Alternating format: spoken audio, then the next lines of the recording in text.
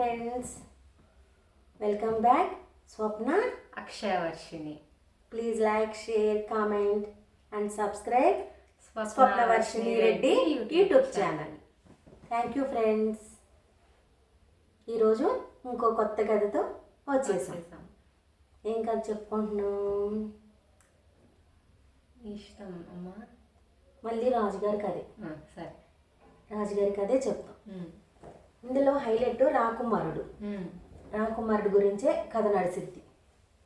ఒక ఊళ్ళో ఒక రాజుగారు ఉన్నారంట.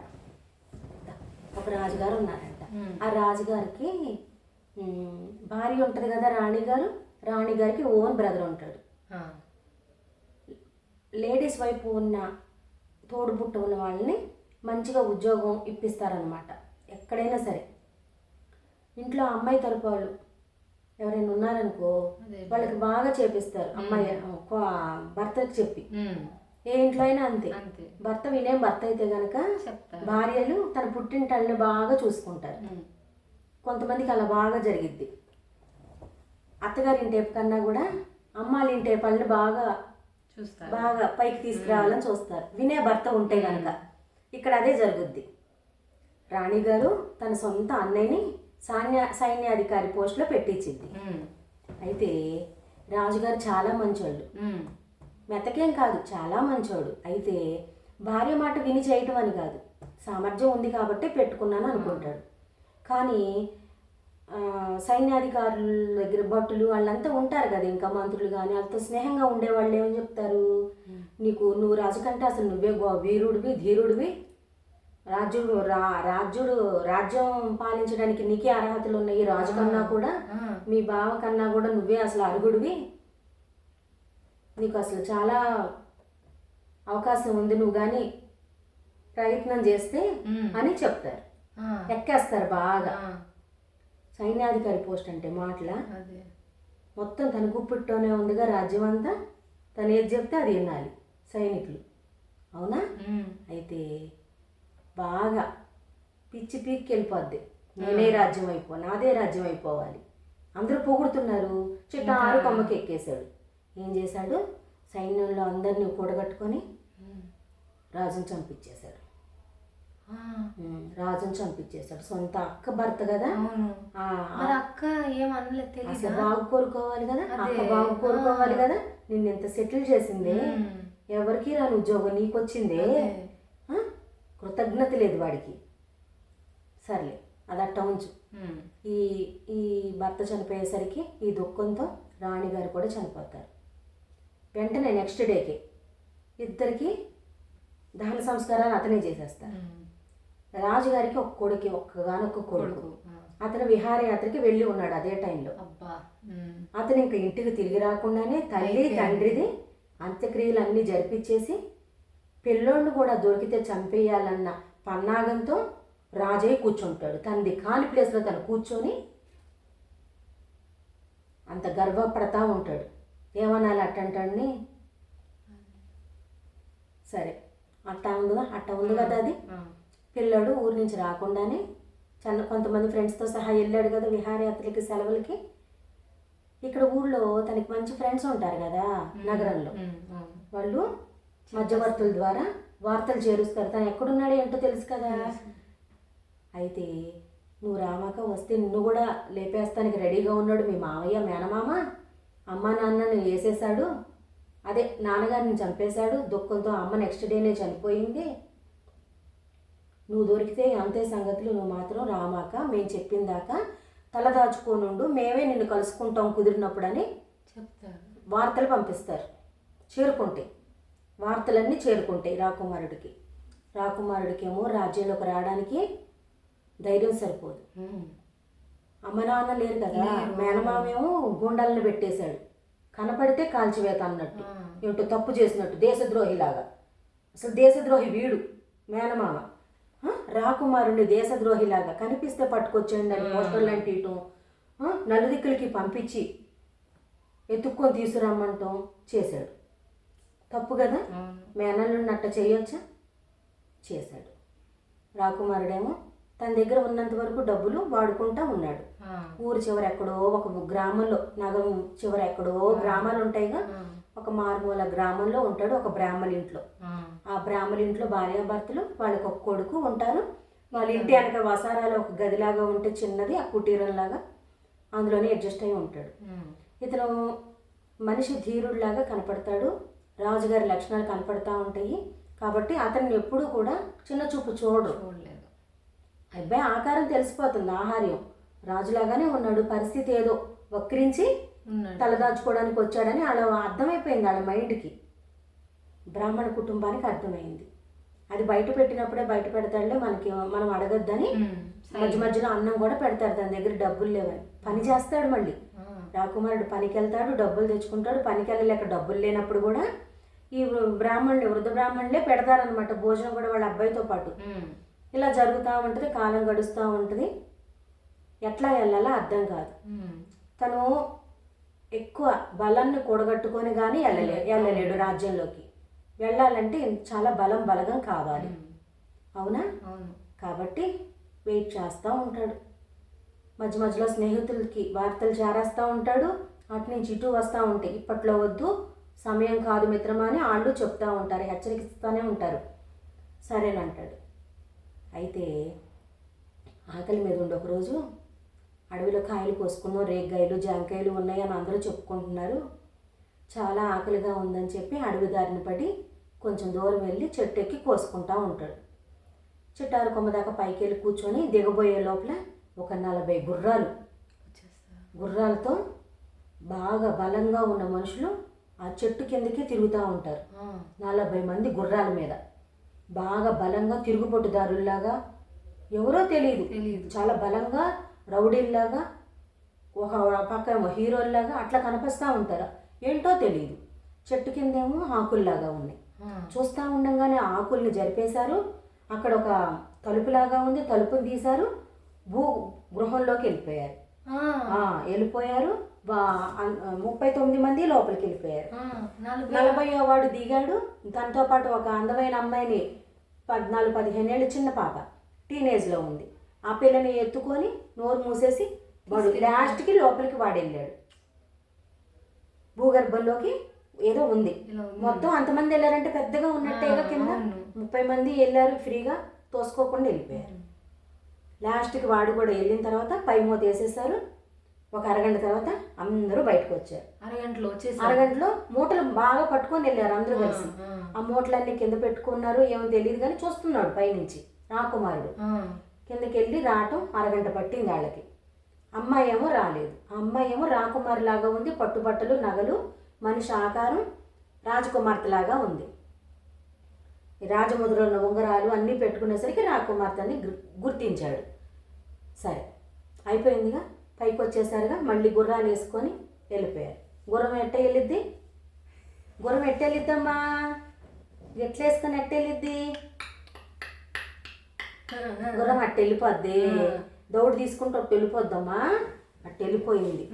సరే కాయలు కోసుకున్నాడుగా, అవన్నీ ఒక తువ్వాల్లో కట్టుకొని నడుముకు కట్టేసుకొని వాళ్ళు ఆకులు పరిసి వెళ్ళిపోయారుగా. వెళ్ళేటప్పుడు అటు ఇటు చూసుకొని సర్దుమడిగాక ఆకులన్నీ జరిపేసి తలుపు తీసుకొని ధైర్యంగా కిందకి వెళ్ళిపోయారు. కిందకి వెళ్ళేసరికి పెద్ద సంస్థానంలాగా ఉంది. బ్రహ్మాండమైన ఇల్లు, గదులు, రాజ దర్బార్ని మరిపిస్తుంది, రాజభవనం లాగా అంత కట్టించారు. ఎంతెంత సొమ్ములు ఉన్నాయో గదుల్లో, రాసుల్లాగా పోసున్నాయి మూటలు మూటలు, మణులు, మాణిక్యాలు అన్నీ. నవరత్నాలు అంటారు చూసావా, అన్ని రకాల రత్నాలు, మణులు, మూటలు మూటలు, నగలు, బంగారు కాయిన్స్, అన్నీ వెండి కాయిన్స్, సకల సంపదలు అక్కడే పోసున్నాయి అన్నమాట రాసుల్లాగా. అయితే బొగ్గు ఊడిపోతుందమ్మా, బొగ్గు ఊడిపోయిందమ్మా అమ్మది, నేను పెడతాను. సకల సంపదలు అన్ని గదులు ఉండేసరికి ఆశ్చర్యపోతాడు. అయినా రాకుమారుడికి ఆ సంపద మీద ఏమి ధ్యాస లేదు. తన కిందకి వెళ్ళింది ఎందుకు? రాజకుమారిని ఎవరో పట్టుకెళ్ళారు కిందకి. ఆ పాప ఎవరో చూద్దాము, ఆ పిల్ల ఏడుస్తూ ఉంది కదా, కాపాడటానికి తీసుకెళ్దామని, కాపాడాలనుకొని వెళ్ళాడు. సంపద పట్టుకెళ్దామని కదా, తిని దగ్గర అసలు డబ్బులు లేవు. మామూలుగా అయితే నిమిషం పట్టదాయి పట్టుకొని వెళ్ళిపోవటానికి. అయితే ఆ రాకుమార్తె అన్ని గదులు దాటిన తర్వాత చివరి గదిలో ఉంది. చివరి గదిలో ఉంటే ఏంటి ఇక్కడ ఉన్నావు, ఏంటమ్మా ఏంటి పరిస్థితి అంటే, నన్ను వీళ్ళు పట్టుకొచ్చేసారు మా రాజ్యం నుంచి, వీళ్ళు నన్ను ఇక్కడ బంధించేసేస్తారంట, నన్ను కాళికాదేవికి బలిస్తారంట, నా మీద ఇష్టంతోనూ ఏమీ కాదు తీసుకొచ్చింది, నన్ను బలివ్వడానికి తీసుకొచ్చారు, వచ్చే అమావాస్యకి కాళికాదేవికి నన్ను బలివ్వడానికి తీసుకొచ్చారు వాళ్ళు మంత్రగాళ్ళు అని చెప్పింది. చెప్పేసరికి నీకేం భయం లేదు, నిన్ను సురక్షితమైన ప్రదేశానికి తీసుకెళ్తాను, భయం లేకుండా వచ్చేసేయని, వచ్చేస్తానని చెప్పి పైకి తీసుకొస్తాడు. పైకి తీసుకొచ్చి ఇంకా నడుచుకుంటానే వెళ్ళాలి, వీళ్ళకి ఏమి లేదు కదా, వాళ్ళకి లేదు, గుర్రం లేదు, లోపల ఇంకెవరు లేరు. 40 మంది బయటకు వచ్చేసారు, మూత పెట్టేశారు, ఆకలేశారు. ఇతను అన్ని తీసుకుని వెళ్ళాడు, మళ్ళీ పైకి వచ్చి వీళ్ళు కూడా ఆకలేసేసారు. సంపదని ఒక్కడు కూడా పట్టుకోవాలి, పిల్లనే పైకి తీసుకొచ్చాడు. ఇక్కడ నడుచుకుంటా తను కోసుకున్న కాయలు ఉన్నాయిగా, కన్ని తనకి పెట్టి కొన్ని తింటా ఇంటికి వెళ్ళిపోతారు. వీళ్ళు కుగ్రామానికి వెళ్ళాలి కదా, సాయంత్రం పొద్దుగుకే టైంకి ఊళ్ళోకి ఎంటర్ అయిపోతారు. ఊళ్ళోకి ఎంటర్ అయిపోయేసరికి ఊళ్ళో అందరూ చూస్తారు. సాయంత్రం అయ్యేసరికి ఊళ్ళో ఎలా ఉంటుంది, రచ్చబండి దగ్గర పెద్ద పెద్ద తరహా వాళ్ళు, ఊళ్ళో పెద్దలు అందరూ కూర్చొని చెప్పుకుంటారు కదా, కాలక్షేపాలు, ఆ రోజు విశేషాలు చెప్పుకుంటారు కదా. ఇంతవరకు ఏముంది, వార్తలు ఏమీ లేవు, టీవీలు. వీళ్ళకి తెలిసినవి ఆ ఊరాళ్ళు ఇటు ఈ ఊరాళ్ళు అటు వెళ్ళినప్పుడు అయ్యే వార్తలు. ఆ పెచ్చాపాటి మాట్లాడుకుంటూ ఉంటే ఈ రాజకుమారుడిలాగా ఉన్న మనిషి రాకుమార్తెను తీసుకొని ఆ బ్రాహ్మణుల ఇంటికి వెళ్ళటం చూస్తారు, మొత్తం చూస్తారు. చూస్తూ ఉంటారు, చెప్పలేదు ఇంకా వాళ్ళకి, ఎదురకుండా ఉంటారు. అయితే అట్లా అయిందా, ఇంటికి వెళ్ళాక ఆ బ్రాహ్మణుల ఆంటీ అంకులు ఉన్నారు కదా, ఈ అబ్బాయికి వాళ్ళ ఇంట్లో ఉంచుతాడు. ఇతను ఒక్కడే వెనక గదిలో ఉంటాడుగా, తింటూ ఉంచుతుంది. ఇంట్లో వీళ్ళతో పాటు ఉండమనేసరికి ఆ రాత్రికి అన్నం పెట్టి వాళ్ళతో పాటు పడుకోమంటారు. ఈ రాత్రికి ఆ బ్రాహ్మణుల ఇంట్లో అబ్బాయి ఉంటాడుగా, బ్రాహ్మణుడు కొడుకు రాకుమార్తెను చూసి కన్నేసి, నేను ఈమెను పెళ్లి చేసుకుంటానమ్మోయ్, ఆమె రాకుమార్తెలాగా ఉంది, చాలా అందంగా ఉంది, నాకు అసలు పెళ్ళే కుదరదని నువ్వు తిడతా ఉంటావు, నీకెవరు పిల్లనిస్తారని, ఎంత బాగుందో చూడు, ఆశ్రయం కోరి మన ఇంటికి వచ్చింది, ఎట్లయినా నన్ను చేసుకుంటుంది, మనమేగా ఆశ్రయం ఇచ్చామని చెప్పి వీడు ఏదో తెలివితే అట్లా చూపిస్తాడు. సరే మెదలుకొని అనుకుంటారు వీళ్ళింట్లో సంభాషణ. అయితే పొద్దున్నే తెల్లవారేసరికి నగరం నుంచి అందరూ గ్రామానికి భటుల్ని పంపించి, మా రాకుమార్తె మిస్ అయింది, ఎవరైనా తీసుకువచ్చి అప్పగించినచో ఆ తీసుకువచ్చిన అతనికే ఇచ్చి వివాహం జరిపిస్తాం మా రాకుమార్తెనని పోస్టర్లు అంటించేస్తారు. ప్రతి గ్రామానికి చాటింపు వేపిచ్చేస్తారు మొత్తం. అయితే ఇంకా ఆనందపడిపోతాడు ఈ బ్రాహ్మణుడు కొడుకు. ఇంకేముంది, నేనే తీసుకెళ్తాను, నేనే రక్షించాను, నాకే పెళ్ళినిచ్చి పెళ్లి చేస్తాడు రాజుగారు, ఆ రాజ్యం అంతా నాదే, ఇంకా బ్రాహ్మణుడైన నాకు ఎంత వరించిందో ఇప్పుడు రాజ్యం నాకు వరించబోతుంది అని అంటా ఉండేసరికి వాళ్ళ అమ్మ నెత్తి మీద కొట్టి, నీ అత్యాశకి అంతు లేదా, ఆశకంటూ ఒక అంతు ఉండాలి, ఆ రాకుమార్తె ఎక్కడ, రాజులు ఎక్కడ, నువ్వు బ్రాహ్మణుడివి, నీ పిలక నువ్వు, నీకు రాజు కావాల్సి వచ్చాడా, నువ్వు శుభ్రంగా చదువుకొని మన బ్రాహ్మణుల అమ్మాయిని చేసుకోవాలి శాస్త్రోక్తంగా, రాజులతో నీకెందుకు అని గడ్డి పెట్టింది. కాదే అమ్మ, మనం ఎట్టయినా సరే రాజ్యాన్ని స్వాధీనం చేసుకోవాలంటే ఈ పిల్లే మనకి దారి చూపించిద్ది అని అంటాడు. సరే మరి ఎట్టయినా వాళ్ళ అమ్మని బతిలాడుకొని రాకుమార్తెను తీసుకొని వెళ్ళటానికి ప్రయాణం అవుతాడు, రాజుగారికి అప్పచెప్పడానికి. ఇంకా హీరో లెగలేదు. హీరో వెనక గదిలో తన పని తను చేసుకుంటున్నాడు, పిల్లని జాగ్రత్తగా ఇంట్లో ఉందిగా అనుకుంటున్నాడు. సరే బయటికి వెళ్ళేసరికి వీళ్ళు రెడీ అయ్యి బయటికి వెళ్ళేటప్పటికి చూస్తాడు రాకుమారుడు కూడా నువ్వు అన్నట్టు. ఏం జరుగుతుంది అంటే, రాకుమార్తెను అప్పచెబుతున్నాము, నేనే రక్షించి తీసుకొచ్చానని చెప్తాను అనేసరికి ఏమీ మాట్లాడ్డు రాకుమారుడు. ఎందుకు, వీళ్ళు ఆశ్రయం ఇచ్చి భోజనం పెట్టారన్న కృతజ్ఞతతో. అయితే డప్పు చెప్పకూడదు కదా, నేనే కాపాడా నేనే రక్షించా అన్న జోలికి పోడు. ఎందుకంటే ఈ అమ్మాయి తన మేనమామ కూతురని అతనికి తెలుసు, ఇదంటే చిన్నపిల్ల కాబట్టి అతను గుర్తుపట్ల. ఇప్పుడు పెద్దయిన వాళ్ళు అలాగే ఉంటారు, మార్పేమీ ఉండదు. ఇది చిన్నప్పటి నుంచి చూస్తున్నాడు కదా ఆ పిల్లని, గుర్తుపడతాడు. గుర్తుపట్టేసరికి పోన్లే వాళ్ళ నాన్న దగ్గర జింపుతానంటున్నారు కదా, వెళ్ళి గిఫ్టులు ఇస్తారు తెచ్చుకో అని తీసుకెళ్ళమంటాడు. సరే ఒక బండి కట్టించుకొని రాజుగారి దగ్గరికి వెళ్ళిపోగానే ఇంత పెద్ద పొట్ట, ఆ పిల్లక అట్లా ఉండి ఒక ధోతి కట్టుకొని 500 మంది తిరుగుబోటుదారుని నరికేసేసి రక్షించి తీసుకొచ్చా రాకుమార్తెనని చెప్తాడు. పరగల్బలు పలికి చెప్పేసరికి అందరూ నవ్వుతారు పక్క పక్క. ఎందుకంటే అతను కాదని ఆ అవతారమే చెప్తుంది వాళ్ళందరికీ.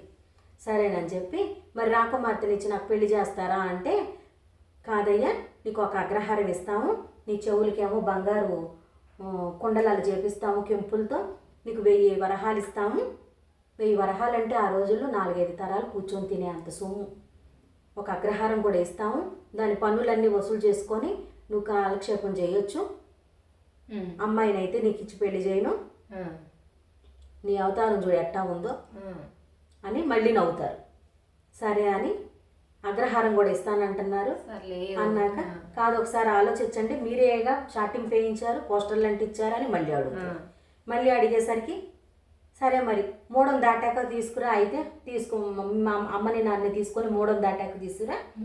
3 అంటే మంచి రోజులు కాదు, లగ్నం పెట్టించుకొని 3 తర్వాత తీసుకురా, ఒక ముహూర్తం పెట్టించుకొని అగ్రహారం అప్పచెబుతా అంటాడు. ఇతనేమనుకుంటాడు, 3 తర్వాత తీసుకురమ్మన్నాడు అమ్మా నాన్నని, ముహూర్తం పెట్టించుకొని రమ్మన్నాడు, పిల్లకే పెళ్లి చేస్తాడు, నన్ను నాకు ఇచ్చి పెళ్లి చేస్తాడని మోహంలో ఉంటాడు వీడు.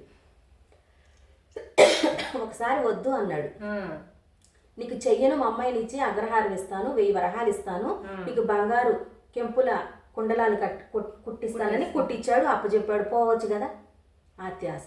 ఇంటికి వెళ్ళేసరికి వాళ్ళ అమ్మ తిట్టిది, నీకు అర్థం కాలేదురా, అతను అగ్రహారం ఇస్తానన్నాడు, పిల్లని ఇస్తాననలేదు, అతని మాటలు కరెక్ట్గా చెప్పాడు అని చెప్పినా ఆడిండు. ఆహా 3 అయిన తర్వాత ముహూర్తం పెట్టుకుని రమ్మన్నాడు, నాకు పిల్లనిచ్చి పెళ్లి చేస్తాడు రాజుగారని అదే మాట మీద పెచ్చమాలోకంలాగా పడి ఊరంతా తిరుగుతారు.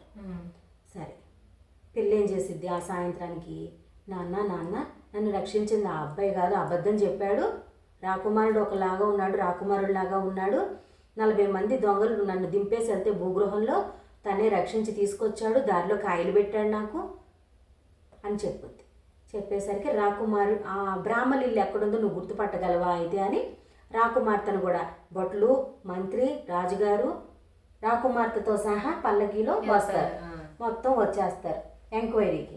వచ్చేసరికి బ్రాహ్మణ ఇల్లు ఎక్కడో తెలిసిపోయింది కదా, ఊరంతా చెప్తారు కదా బ్రాహ్మణ ఇల్లు ఎక్కడ, రాకుమారుడు అంటే అబ్బాయి అక్కడే ఉంటున్నాడు, అమ్మాయిని సాయంత్రానికి తీసుకొచ్చింది రాకుమారుడే.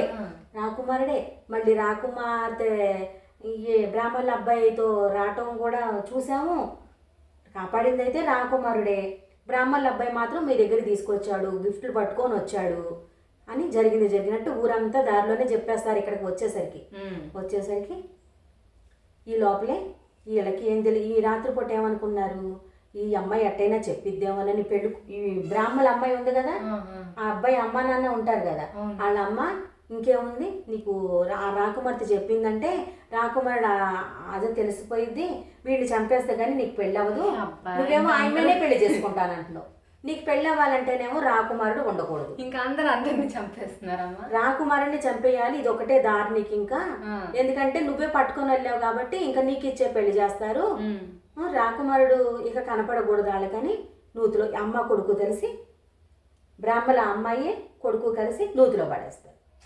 నూతిలో వరలు ఉంటాయి కదా, వరలు అన్నీ ఉంటాయి కదా, ఒకదాని మీద ఒకటి 7 అరలు 11 వరలు అని అట్లా ఉంటాయి.